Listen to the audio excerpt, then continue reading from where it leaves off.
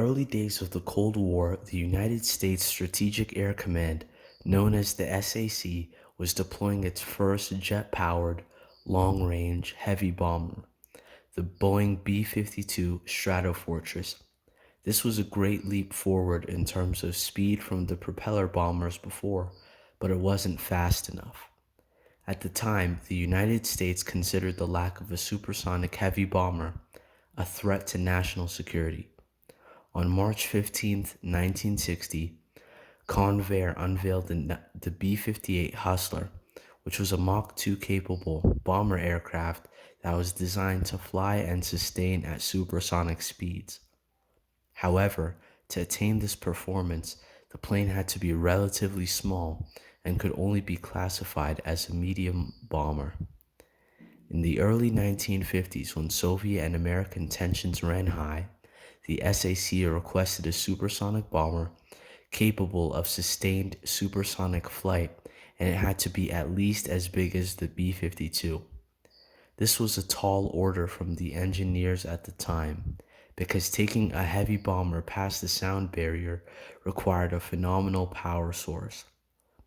At the time, the aviation contractors thought that this was impossible, so they looked at two alternatives. The first was nuclear power, and it was used successfully to power submarines. Convair took a conventional B-36 and outfitted it with a nuclear reactor. To achieve this, the crewmen were shielded by lead insulation. The biggest problem with nuclear power was the ramifications if it were to crash in a highly populated area. Another proposal was to outfit the aircraft with external tanks filled with fast-burning zip fuel, such as boron. The zip fuel would be used to make a supersonic dash to its target, then it would drop the tanks to make the aircraft lighter.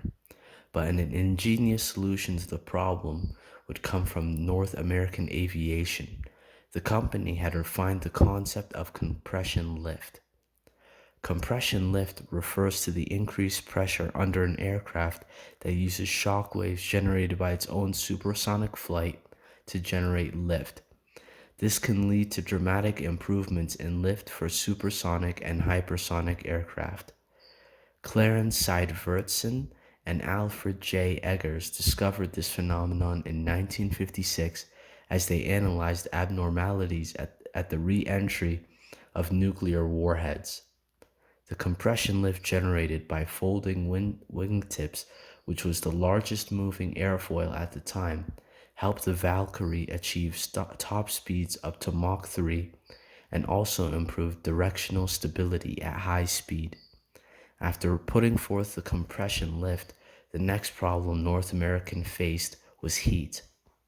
At those speeds, the plane would produce so much heat that all conventional materials would warp. To tackle the problem, North American employed a honeycomb sandwich structure made from stainless steel. This offered strength and dissipated heat.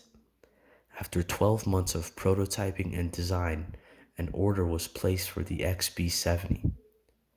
2 years after the concept made its debut, budget cuts forced the Air Force to limit production to only one prototype. Although more money was made available in 1960, the Air Force had a hard time holding onto its supersonic bomber.